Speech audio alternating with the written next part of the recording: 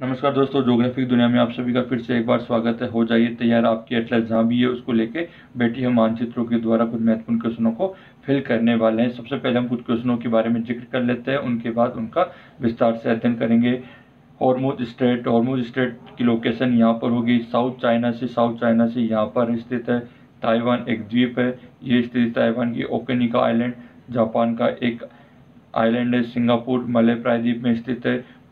प्योर्टोरिको Caribbean और Mexico खाड़ी के पास में जो अटलांटिक महासागर वहाँ पर स्थित है। Lake of Titicaca Madhya America में। चार्ड लेक मध्य अफ्रीका में स्थित है। बोस स्ट्रेट यहाँ पर स्थित है, बोस स्ट्रेट। और एक है पापुआ न्यू गिनी, वो इसको पापुआ न्यू गिनी कहते हैं। तो मैप में अगर आपको बताना हो तो ये चीज़ें या ये लोकेशन आपको इस तरीके से बतानी होती है, चाहे आप नंबर 1 या चाहे उसका नाम के द्वारा उसको आइडेंटिफाई कर सकते हैं। अब हम बात करते हैं नंबर 1 अगेन, हॉर्मुज स्ट्रेट।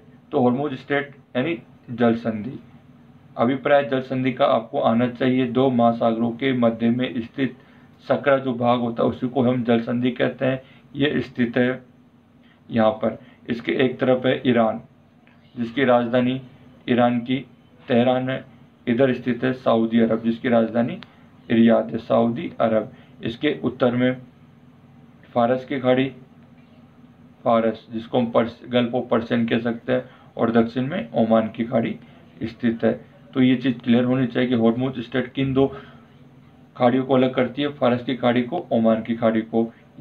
या हम ये कहें कि किन देशों के मध्य में स्थित है, सऊदी अरब और ईरान के मध्य में स्थित है। Then important for OPEC organisation, OPEC देशों का जो तेल निर्यातक संगठन है उनके लिए ये हॉर्मुज स्ट्रेट काफ़ी इम्पोर्टेंट हो जाती है। या तेल की कीमत यदि बढ़ती है घटती है तो हॉर्मुज जल संधि के द्वारा जो देशों की स्थिति है वो काफ़ी प्रभावित हो जाती है। यानी तेल निर्यातक संगठन हॉर्मुज जल संधि से प्रभावित होते रहते हैं। नेक्स्ट क्वेश्चन की बात करते हैं।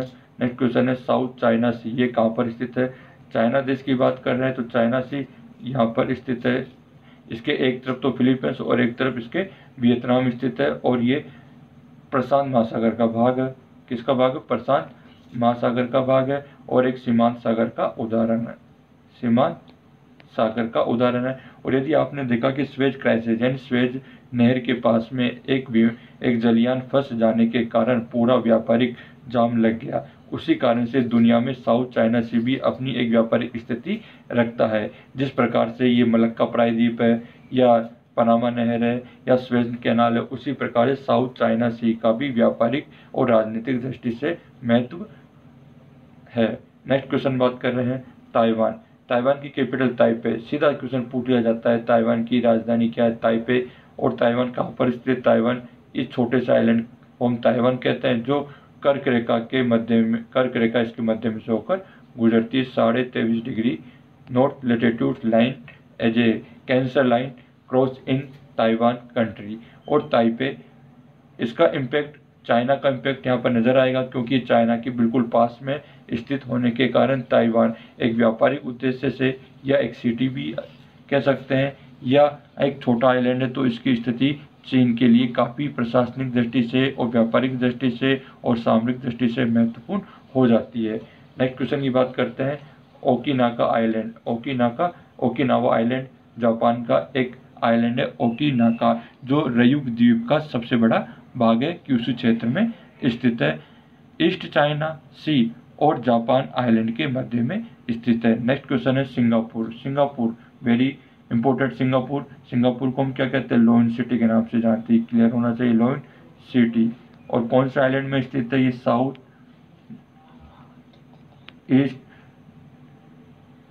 ईस्ट एशिया का भाग है। ये जो साउथ ईस्ट एशिया भाग है, यहाँ पे जो ये एरिया है जिसको मलय प्रायद्वीप के नाम से जानते हैं, मलय प्रायद्वीप, उसके दक्षिण में स्थित है सिंगापुर। मलय प्रायद्वीप के दक्षिण में स्थित है सिंगापुर। और सिंगापुर एक नौसैनिक महत्व की दृष्टि से भी महत्वपूर्ण है। थोड़ा जूम करके हम देखते हैं मैप को। देखिए दोस्तों, ये जो प्रायद्वीपीय भाग है मलय प्रायद्वीप का, इसी पे स्थित है सिंगापुर। यानी कि विषुवत रेखा इसके दक्षिण में से, विषुवत रेखा के बिल्कुल पास में इसकी स्थिति बनी हुई है। और इसी के इधर कौन सा? इसके इधर मलक्का जल संधि भी स्थित है। यानी कि इंडोनेशिया मलेशिया के एरिया में दक्षिण पूर्वी द्वीप समूह में आपका सिंगापुर स्थित है, जो एक व्यापारिक उद्देश्य से काफ़ी महत्वपूर्ण है और एक अच्छी सिटी भी है, एक शहर भी है। नेक्स्ट क्वेश्चन की बात करते हैं।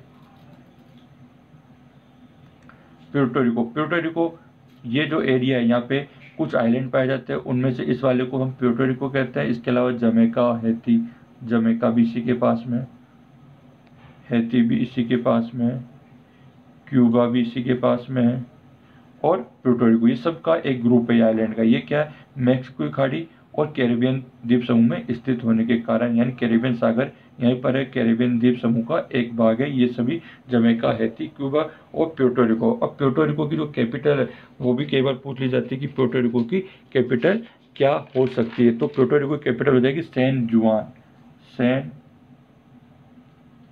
जुआन। ठीक है दोस्तों, सैन जुआन। और एक एग्रीकल्चर लैंड है, एक एग्रीकल्चर कृषि प्रधान देश है, गन्ना, तंबाकू, कॉफी का यहाँ पे ज़्यादा उत्पादन होता है। Next question, lake Titicaca. Lake Titicaca Bolivia और पेरू के मध्य में स्थित है, और ये जो एंडीज पर्वत श्रृंखला है यहाँ पर स्थित है।